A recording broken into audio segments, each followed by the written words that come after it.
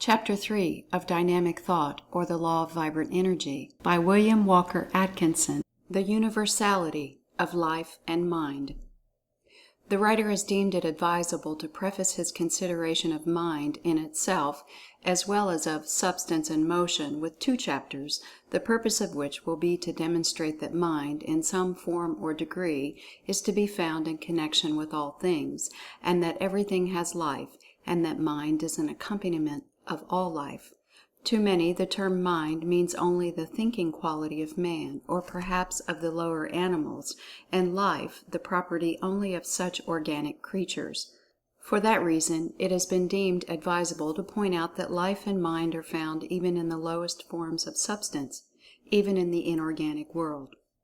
In this chapter, and from now on, the writer shall use the term "the mind," etc., to indicate the particular mental principle of the creature or thing, the bit of mind that is segregated from the rest, and which each person thinks of as mine, just as he thinks of my body as distinguished from the universal supply of substance.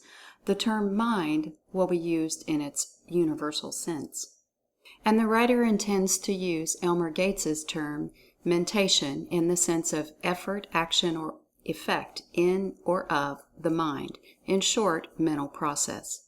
The word is useful, and when one has learned to use it, he will prefer it to the more complicated terms. Remember then, please, mentation means mental process. Mentation includes that which we call thought, as well as some more elementary forms of mental process that we are not in the habit of dignifying by the term thought, which latter we usually reserve for mental process of a higher order. So then, mind is the something of which one's particular mind is composed. The mind is that something possessed by one, by and through which he thinks. Mentation is mental process, and thought is an advanced kind of mentation. At least the said words will be so employed in this book from now on. In this chapter you are asked to consider the fact that life is universal, that everything is alive, and that mind and mentation is an attribute of life, and that, consequently, everything has mind and is able to express a degree of mentation. Forms of life, as we know them, are always seen as possessing 2 aspects, viz. 1. Body, substance, and 2. Mentation, mind. The 2 aspects are always found in combination. There may be living creatures who occupy bodies of so fine a form of substance as to be invisible to the human senses, but their bodies would be substance just as much as is the body of the granite rock. And in order to think, these beings would need to have a material something corresponding to the brain, though it be finer in quality than the rarest gas, vapor, or electric wave. No body without mentation, no mentation without a body. This last is the invariable law of the world of things, and naught but the Infinite, that which is above things, can be exempt from that law. In order to grasp the idea of the universality of mind, let us go back to the elementary forms of things, and, step by step, see how mentation manifests itself in every point on the scale from mineral to man, using bodies ranging from the hardest rock to the finest form of known substance, the brain of man. As man advances in the scale of evolution, it creates its own working instrument, the body, including the brain and shapes, and molds it to admit of the fullest possible expression of mentation possible at that stage. Mind is the molder, body and brain that which is molded. And inclination, desire, and will are the motive powers leading to gradual unfoldment, the impelling cause being the craving for satisfaction. We shall make our journey backward, and ignoring beings higher in the scale, we shall start with man, leaving out of the consideration for the moment the fact of the existence of the ego or spirit of man, which is higher than body or mind, and considering the mind of man rather than the man himself. We have our starting point on the downward journey of investigation. We need not devote much attention to the consideration of the mind of man at this stage, though we shall have much to do with it later on.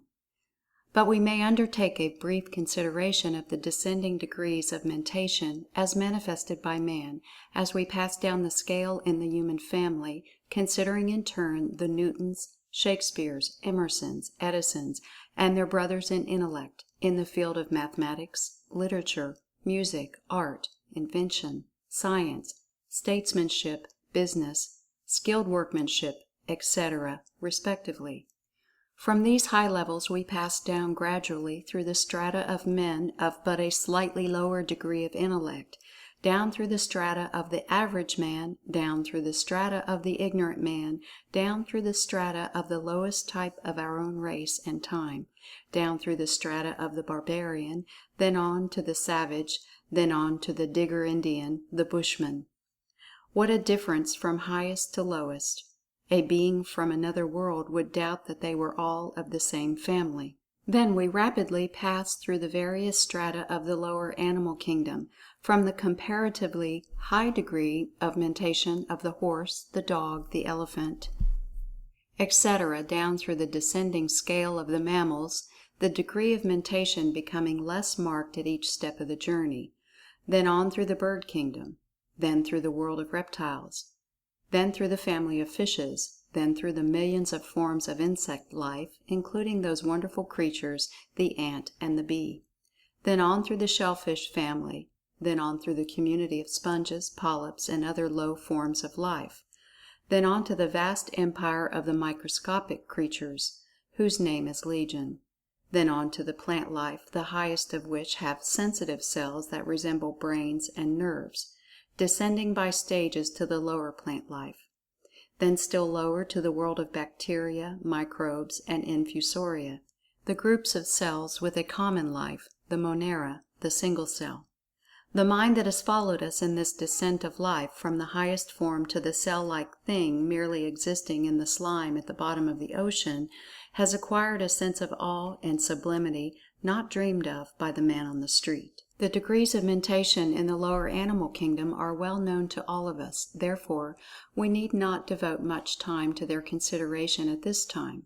Although the degree of mentation in some of the lowly forms of animal life are scarcely above that of the plant life, in fact are inferior to that of the highest plants, still we have accustomed ourselves to the use of the word "mind" in connection with even the lowest animals, while we hesitate to apply the word to the plants. It is true that some of us do not like to think of the lower animals reasoning, so we use the word "instinct" to denote the degree of mentation of the lower animal. The writer does not object to the word; in fact, he shall use it for the sake of distinguishing between the several mental states. But remember, instinct is but a term used to denote a lesser form of reason, and the instinct of the horse or dog is a fine thing when we consider the reason of the bushman or digger Indian. However, we shall not quarrel about words. Both reason and instinct mean degrees or forms of mentation, the word we are using. The lower forms of animal life exhibit mentation along the lines of sex action, feeling and taste. Then by degrees come smell, hearing, and sight, and then something very like reasoning in the case of the dog, elephant, horse, etc. Mentation everywhere in the animal kingdom in some degree. No doubt about life and mentation there. But what about mentation and life in the plant life? All of you admit that there is life there, but about mentation, well, let us see. Some of you draw the line at the word "mind" in connection with plants, although you freely admit the existence of life there. Well, remember our axiom, no life without mentation. Let's try to apply it. A moment's reflection will give you instances of mentation among the plants. Science has called it appetency, rather than admit mind, the word appetency being defined as an instinctive tendency on the part of low forms of organic life to perform certain acts necessary for their well-being, such as to select and absorb such particles of matter as serve to support and nourish them. Well, that looks like a degree of mentation, doesn't it? Many young animals evidence little or nothing more than appetency in suckling. We shall adopt the word appetency to designate the mentation in plant life. Remember this, please. Anyone who has raised trees or plants has noticed the instinctive efforts of the plant to reach the water and sunlight. Potatoes in dark cellars have been known to send forth shoots 20 feet in length in order to reach an opening in the wall. Plants have been known to bend over during the night and dip their leaves in a pot of water several inches away. The tendrils of climbing plants seek for the stake or support, and find it too, although it has been changed daily. The tendril will retwine itself after it has been untwisted and bent in another direction. The tips of the roots of the tree are said to show a sensitiveness almost akin to that of the limb of an animal, and evidently possess something akin to nerve matter. Duhamel placed some beans in a cylinder of moist earth. When they began to sprout, he turned the cylinder around quarter way of its circumference, then a little more the next day, and so on, a little each day, until the cylinder had been described a complete revolution, had been turned completely around. Then the beans were taken from the earth, and lo, the roots and sprouts formed a complete spiral. With every turn of the cylinder, the roots and sprouts had changed their position and direction, the roots striving to grow downward, and the sprouts striving to grow upward, until the spiral had formed. Akin to this is the boy's trick of uprooting a sprouting seed and replanting it upside down, in which case the sprouts begin to turn a semicircle until it is able to grow straight up to the surface of the earth, while the roots describe a semicircle until they can grow downward once more. And so on, story after story of appetency or mentation in plants might be told, until we reach the insect-catching species, which even the most conservative observer is forced to admit that, well, it does almost seem like thinking, doesn't it?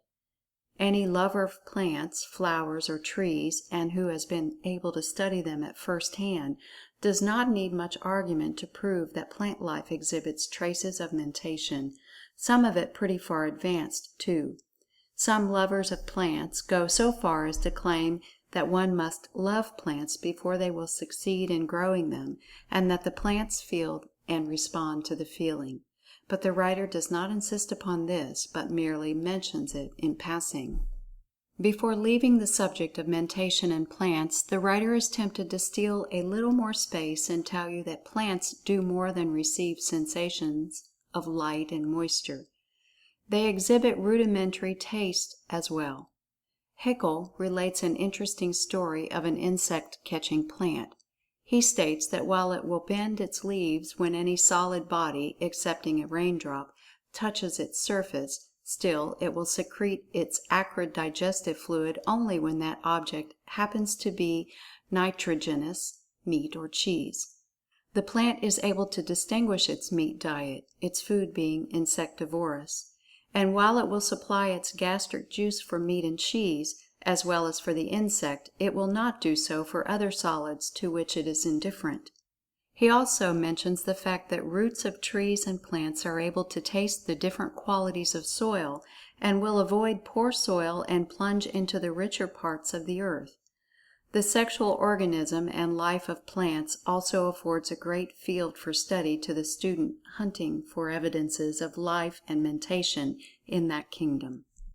The motion or circulation of the sap in trees and plants was formerly considered to be due to capillary attraction and purely mechanical laws, but recent scientific experiments have shown it to be a vital action, an evidence of life and mentation.